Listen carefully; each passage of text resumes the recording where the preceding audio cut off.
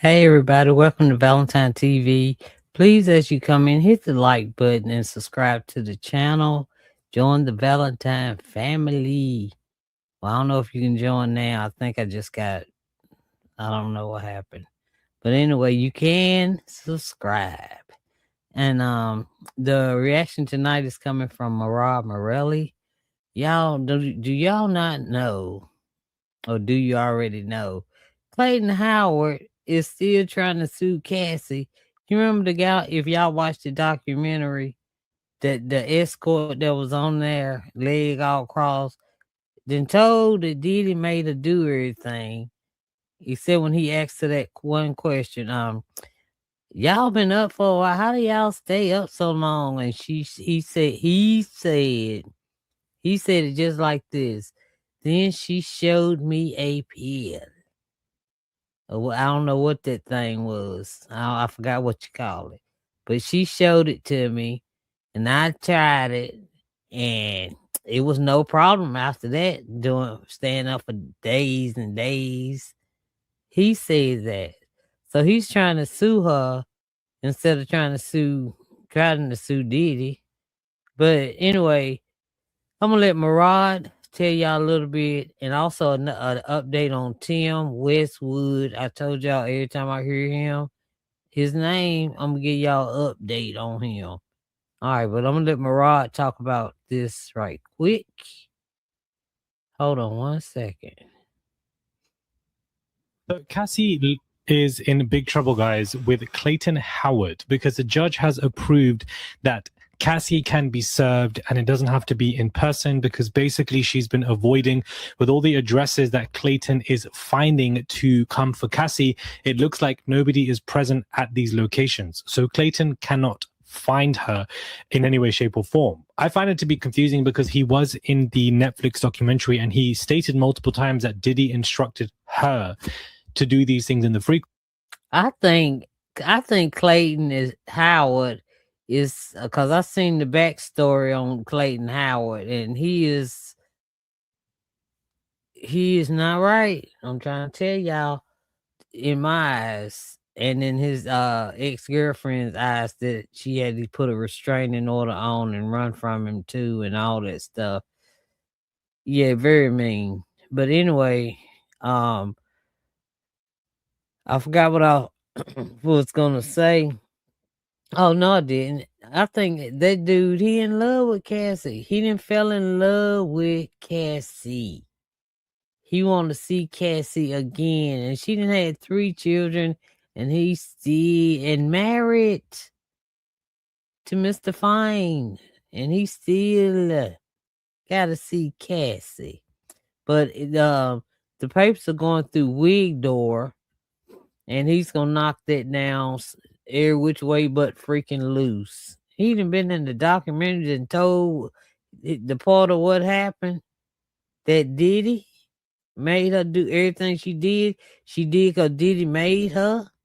And then about all the beatings, and man, be quiet and go somewhere. So you, as the worker hired, why are you so hell-bent on coming for Cassie and not for Diddy? I thought he was being paid by Diddy from the back end, but then him being on the Netflix documentary is something that Diddy would not want. So I'm not really sure what this man is really after, but something tells me that, you know, if this man is going to succeed in any way, I do believe that there could be other people coming for Cassie as well. Mm-hmm. Hey guys, it's MERALI daily and consistent content. Let's get straight into this video. Before we dive deep into the Cassie stuff, I was at Tim Westwood's hearing today. One of Diddy's friends who is facing 15 counts of SA, indecent assault, and the R word. So many. I told y'all, look at him. Look at him. And when MURAD said how he came up in that courthouse, he said he about 70 years old, still trying to walk with that swag. And every time they the 15 I think it's 15 allegations he got against him, he had to stand up in Canada, right? He had to stand up for each one. Each one he had to stand up in front of everybody. Wasn't nobody there for him. He stood up. Even though he said not guilty to everything. But the point that I don't get is, why do he get to go back to Africa, South Africa, or whichever Africa he went to. You know what I mean? No, I don't think that's right, but let's go ahead. Charges, and when I saw him walking into court today in London, he looked feeble, weak, no friends around him, nobody in the public standing that were there to support him. He kept looking to see if anybody had turned up, and nobody did. And he had to stand up for each one of these 15 counts to put in his plea, whether he's guilty or not guilty. He put in a not guilty plea for each one of these counts. His bail was granted, and his trial is going to begin, we thought December next year, but it's going to be mid-January 2027. So this is going to be one for the books, because he's a huge DJ in the UK, very corrupt, mind you, great friends with Diddy, was kind of the... 2027, and he over there in freaking South Africa with all the... Y'all know who? The minions. The kind he like. Key holder to a lot of access industry events, and whenever Diddy was around, he would give Diddy that key to do whatever he pleased or wanted. From what it seems, they had that friendship. So we're going to see what this trial is going to do. He looked a mess, a walking corpse, guys. A 70-year-old man, a walking corpse, trying to act like he's 20, doing a hot mess. I don't think his passport was rescinded, so he probably will fly back to Nigeria. God knows why he's even there. But I wanted to give that update to open this video that I attended his hearing today, a pre-trial hearing, and it is very important. Now, back to this Cassie news. Cassie is now officially considered unreachable by the federal court after a judge ruled she had been evading service in a freak-off lawsuit filed by Clayton. I don't think she was really evading. She knew that documentary was coming out. She knew she was in it. People was going to be trying to talk to her. She probably went somewhere on vacation, just stayed away. She probably just stayed away from it all, you know? She was under, you know, all of them, I think, even Tisa was under NDA, you know, because this documentary had to be top, right? So I don't think Cassie is hiding from him, per se. But don't worry, Douglas Wigdor, the best lawyer I done heard of so far, he's going to knock that straight down to the ground, okay? And anybody else, because I think they said they had to email the subpoena to Wigdor's office. That way Cassie can get it, right?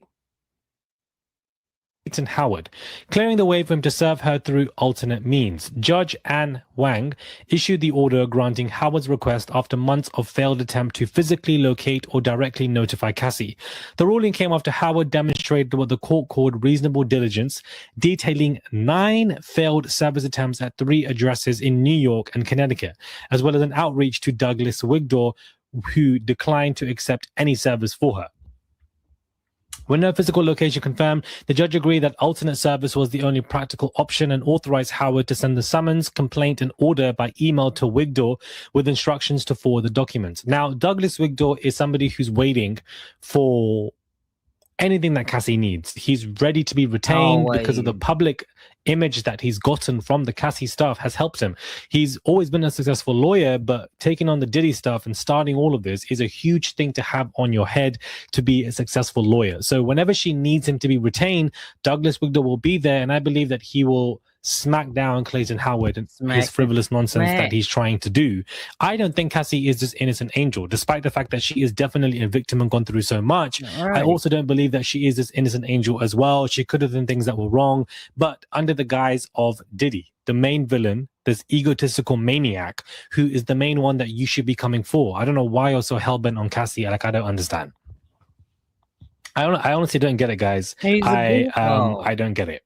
Now, 50 Cent, guys, had revealed that he sat down with ABC for a Diddy documentary interview only for the reason that ABC airs in prison, so that Diddy would be able to watch this interview of him being interviewed by ABC. Such a level of pettiness that he is showing again, and I just find it so funny. I find it so funny. Honestly, I do, that 50 would reach such lengths. because a few stations are allowed to watch in prison.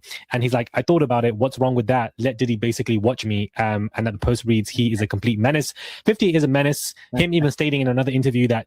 And you know that everybody in the prison in the mornings or whenever they go to watch the TV, all of them in there, you know they want to watch the news. You know someone want to see what's going on out here in this world. And they didn't heard of the Diddy doc. So, man, I bet, whew, I wouldn't want to be in prison, but I would have loved to see the face. Somebody just sent me a picture of Diddy's face when he saw a video of Diddy's whole face looking at 50 Cent up there. Diddy is his favorite villain, as if all of this is a cartoon, TV show, is crazy. I do feel like if the tables turned, Diddy would do everything in his power to make sure 50 Cent goes through hell, but I don't think the tables will turn because Diddy is currently stuck in jail. Gene Deal is responding to everything going on with the documentary, and his thoughts are going viral, and he is confused about Misa. He responds to Misa when, she accused him of spreading false information that Justin Combs' father was not Diddy, it's actually Wolf, Diddy's security guard, and he responded by stating that, I wasn't trying to disregard you, spread rumors. I was trying to protect you. From there on, he argued that it was never his responsibility to deny the rumors that Anthony Wolf Jones was allegedly Justin's real father. For you to go and try to snake that whole situation and saying, I'm the reason why you're being harassed. No, your ex Diddy is the reason why you're being harassed. Misa is mad at me and upset with me because I didn't clarify that. It wasn't for me to clarify, Misa. I ain't harassed you not one time. I think harassment. I heard that, did they say, was it Misa's mom? The one that said, let it go. Don't say nothing. Just, just like if somebody was to say, do you think Wolf is Justin's daddy? You ain't got no reason to answer that. That ain't you ain't got nothing to do with it. Just carry on. Don't answer it. But I tell you what, I was on that live that day that he went off on her. She did that little post about everybody harassing her, Justin, because Dean Gill said that Wolf was Justin's biological dad. Gene Deal never said that he was. He just never denied that he was not. And he said it wasn't his place to deny it. Shoot, he ain't got nothing to do with it. That's between you and the baby's daddy. Well, your ex, he said. And then he asked us, y'all, whoever put a P for Puff and a W for Wolf, who y'all think the daddy is? Girl, one but 2 P's in that darn crowd of about 2,000 or 3,000 people watching. Everybody was W's. Bam, bam, bam, bam, bam, bam. Especially me, W. That's Wolf's baby. Stop playing. Y'all play too much. Anywho, let's carry on. Is a very strong word, and I don't think Gene Deal was harassing Misa. I think all of this social media madness that is happening to Misa or Justin is because of their father, is because of the ex. And so it's again not holding Diddy accountable, but making excuses because Diddy has the net worth to fund their lifestyles, and therefore they need that money because they are dependable on somebody like him. To be dependable on anybody around you is very dangerous because then you end up being biased and a yes man to them in your adulthood life, and that is something that you should not be promising on yourself. He continues to state that Kirk Burrows and Diddy were actually lovers, and to have that image in my mind is an...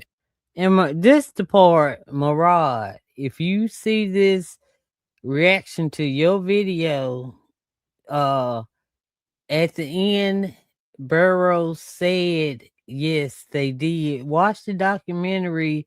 At the end, Burrows said that they did sleep together. He didn't say he was made to or nothing like that. He just said, but they did. It's in there. He just said it so low and slow, but I heard it. And I watched twice. Image that I do not want in my mind. Please understand this. I do not want to imagine Kirk Burrows and Diddy in bed together. It's something that is very unsettling. One could argue that this possibly could be true because Kirk Burrows had worked for Diddy for a very long time and knows the ins and outs and did very well in that documentary. So perhaps, there is some kind of sworn lover in there. I doubt it, to be honest with you, because I do feel like Gene isn't always correct with what he states, but he's come out with this allegation that, and that Diddy and Kirk Burrows, not... Burrows said it. Burrows said this in the doc. Diddy and 50. Diddy and Kirk Burrows actually had romantic situations going on, They were lovers for did. quite a while until things went left. But Kirk Burrows stated that, he was told to change certain contracts and do things that were quite corrupt, and he refused to do so, and that is why he was let go. So two different stories. I'm leaning more Fired in towards Kirk 3 Burrows months. because he speaks more with conviction, and I feel like Gene Deal has been breaking his silence for the past 50 years about all of this that's going on. So right now, All right, so I'm gonna leave it right there. Now, yeah, Gene Deal and Kurt Burrows both said the same thing. They said the same thing. All right, but anyway, I'm gonna let this go right here. And yes, Burrows and Diddy, yes. Burrows says it. You watch the end of the doc, y'all. You gotta watch the end of the documentary. When Burrows is sitting behind that desk, he tells you then. Yeah. Okay. But anyway, I'm gonna let it go right here. So now y'all know about Westwood. He ain't gotta go to court to 2027, which I hate that. And now he going to Nigeria with all the minions, right? Just the kind he like. Ugh, makes me sick. And Clayton Howard, Cassie don't want you no more, man. That was something Diddy had her doing. She's married to Mr. Fine and got 3 children. Leave her alone. But anyway, they'll take care of you. Can't wait for the court date. All right, y'all. I'll talk to y'all later. I love y'all. And if you can, please subscribe to the channel so I can get my whatever back. And why is that duck right there? I must have hit something wrong. Wait, no. No, I didn't. Okay, I'm straight. I think. We'll see in a minute. All right. Thank y'all so much. And I'll talk to y'all later. Love y'all. Bye. This